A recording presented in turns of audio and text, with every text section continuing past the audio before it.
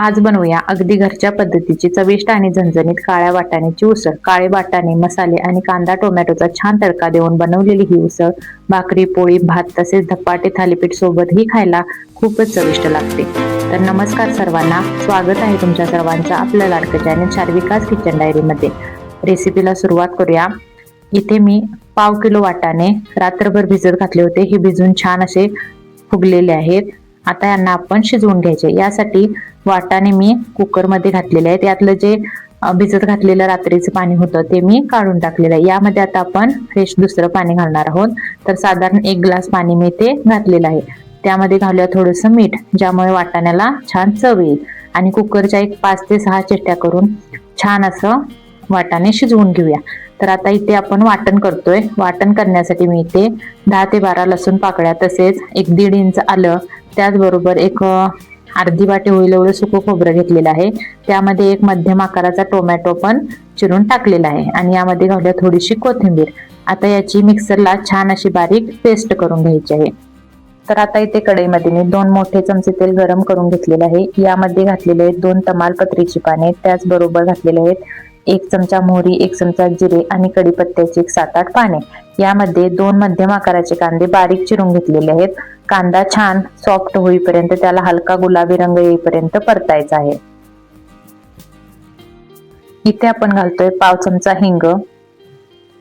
आता इथे आपण घालतोय काही पावडर मसाले। तर यामध्ये हळद, मीठ, गरम मसाला, धनेपूड, जिरेपूड, तसेच आपण इथे जवारी तिखट देखील घातलेलं आहे। यांचं प्रमाण वगैरे मी डिस्क्रिप्शन मध्ये दिलेलं आहे, तिथे तुम्ही चेक करू शकता। तर मसाले चांगले तेल सुटेपर्यंत 1 मिनिटभर परतायचे आहेत। आता हे बघा, मसाल्यांना छान तेल सुटलेलं आहे। यामध्ये आता आपण जे वाटण केलं होतं ते वाटण ऍड करायचं। आता वाटण देखील आपण छान तेल सुटेपर्यंत परतूया।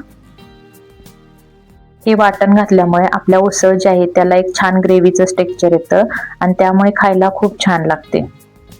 तर आता इथे वाटण घातलं होतं त्याला सुद्धा छान तेल सुटलेलं आहे। इथे मी घालत आहे लाल तिखट। तर आपण कोल्हापुरी कांदा लसूण मसाला वापरला आहे। तर साधारण 3 ते 4 चमचे इथे मी घातलेला आहे। आधी आपण जवारी तिखट देखील घातलं होतं, त्या हिशोबाने तुमच्या आवडीप्रमाणे तिखट तुम्ही कमी जास्त करू शकता। आता हे देखील आपण 1 मिनिटभर चांगलं परतूया। आता इथे आपले मसाले छान परतले गेलेत। आता यामध्ये आपण उकडून घेतलेले वाटाणे ऍड करूया। तर इथे बघा, वाटाणे एकदम छान असे सॉफ्ट असे शिजलेले आहेत। तर आता हे वाटाणे आपण मसाल्यामध्ये घालूया आणि छान असे मिक्स करून घेऊया।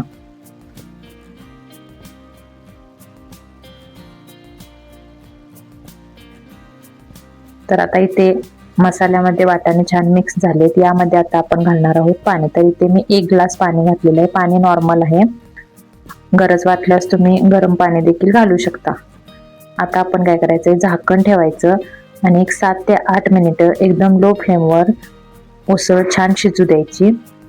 तर साधारण 8 मिनिटं झालेले आहेत। इथे बघू शकता छान अशी उसळला तर्री आलेली आहे, मस्त असं टेक्स्चर आलेलं आहे। तर आपण याला एकदा हलवूया। तर हे बघा, इथे आपली उसळ आता तयार झालेली आहे।